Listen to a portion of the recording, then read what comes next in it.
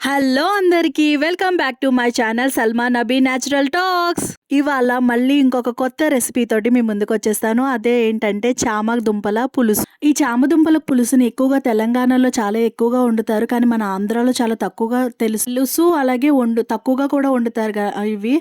తెలంగాణలో అయితే వీటిని చామ గడ్డలు అనేసి అంటారు, ఆంధ్రాలో అయితే వీటిని చామ దుంపలు అనేసి అంటారు. సరే, రెసిపీ ప్రాసెస్ లోకి వెళ్ళిపోదాం, వచ్చేయండి. ముందుగా చామగడ్డలను తీసుకుని వాటిని శుభ్రంగా మట్టి ఉంటుంది, ఎక్కువ మట్టి అంతా తీసేసి శుభ్రంగా నీట్గా వాష్ చేసేసిన తర్వాత ఈ చామగడ్డలను తీసుకెళ్లి మనం కుక్కర్లో వేసుకుని విజిల్ పెట్టుకోవాలి. ముందుగా ఈ చామదుంపల్ని ఉడకబెట్టుకున్న తర్వాత కర్రీలో పులుసులోకి యూజ్ చేసుకోవాలి. దానికోసం నేను ఈ చామగడ్డలు కుక్కర్లో వేసుకుని విజిల్ పెట్టుకుని 3 విజిల్స్ వచ్చే వరకు కూడా వీటిని విజిల్ వేయించుకోవాలి. ఇప్పుడు చింతపండు నానబెట్టుకుంది. ఒక బౌల్ తీసుకుని నిమ్మకాయ సైజ్ అంత చింతపండు వేసుకుని దాంట్లో వాటర్ వేసేసుకుని నానబెట్టుకోండి. ఈ చింతపండు ముందుగానే నానబెట్టుకోండి.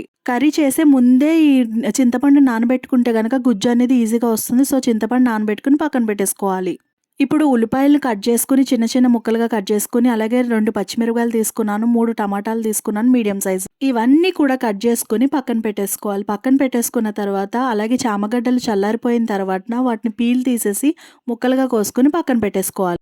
ఇప్పుడు గ్యాస్ ఆన్ చేసుకుని ఒక బాణీ పెట్టుకుని దాంట్లో కర్రీకి సరిపడినంత ఆయిల్ వేసుకుని హీట్ అవనివ్వాలి. ఆయిల్ బాగా హీట్ అయిన తర్వాత దీంట్లో తాలింపు సరుకులు వేసుకోవాలి. లైక్ జీలకర్ర, ఆవాలు, కొన్ని మెంతులు వేసాను. ఇవి మంచిగా చిటపటలాడిన తర్వాత దీంట్లో మనం కట్ చేసి పెట్టుకున్న ఆనియన్స్, పచ్చిమిర్చి వేసేసుకోవాలి. చిన్న చిన్న పీసెస్గా కట్ చేసుకోండి. ఆనియన్స్ బాగా తొందరగా మగ్గిపోతాయి. ఇలా ఆనియన్స్ని కట్ చేసి పెట్టుకున్నాం కదా, ఆనియన్స్ వేసేసుకోవాలి. ఆనియన్స్కి వచ్చేటప్పటికి నేను ఇక్కడ 3 ఆనియన్స్ తీసుకుని చిన్న పీసెస్ కింద కట్ చేసి పక్కన పెట్టుకున్నాను. ఇప్పుడు అవే ఫ్రై చేస్తున్నాను. ఆనియన్స్ త్వరగా మగ్గాలంటే మన దగ్గర ఉన్న చిన్న టిప్ ఏంటండి, ఉప్పు వేసుకోవాలి. సో దీంట్లోకి ఒక స్పూన్ నేను సాల్ట్ వేసుకున్నాను. ఆనియన్స్ అనేవి త్వరగా మగ్గుతాయని నేను దీంట్లో సాల్ట్ వేసుకున్నాను. ఒకసారి హై ఫ్లేమ్లో పెట్టుకుని బాగా దగ్గరికి అయ్యేంత వరకు మగ్గిన తర్వాత దీంట్లో చిన్న పీసెస్ కింద కట్ చేసుకున్న టమాటా ముక్కలు కూడా వేసేసుకుని మొత్తం ఇవి 2 కూడా మగ్గిపోయేలాగా హై ఫ్లేమ్లో పెట్టుకుని మంచిగా మగ్గనివ్వాలి. ఇప్పుడు ఉల్లిపాయ, టమాటా అన్నీ మగ్గిన తర్వాత దీంట్లో 1/2 టీ స్పూన్ పసుపు వేసుకోవాలి. అలాగే 1.5 టీ స్పూన్ అనేది కారం వేసుకోవాలి. అది మీ కారం టేస్ట్ని బట్టి. నేను ఇక్కడ 1.5 వేసాను కారం. ఇవన్నీ వేసుకున్న తర్వాత ఒకసారి బాగా మిక్స్ చేసుకున్న తర్వాత మనం ఉడకబెట్టి పీల్ తీసి ముక్కలుగా కోసుకున్న చామగడ్డని ఇందులో వేసేసుకోవాలి. దీంట్లో వేసేసుకుని మొత్తం అంతా కూడా మిక్స్ అయ్యేలాగా బాగా తిప్పుకోవాలి. ఉప్పు, కారాలు అన్నీ కూడా చామగడ్డకు పట్టేలాగా మంచిగా బాగా తిప్పుకుని హై ఫ్లేమ్లో పెట్టుకుని బాగా ఫ్రై చేసుకోవాలి.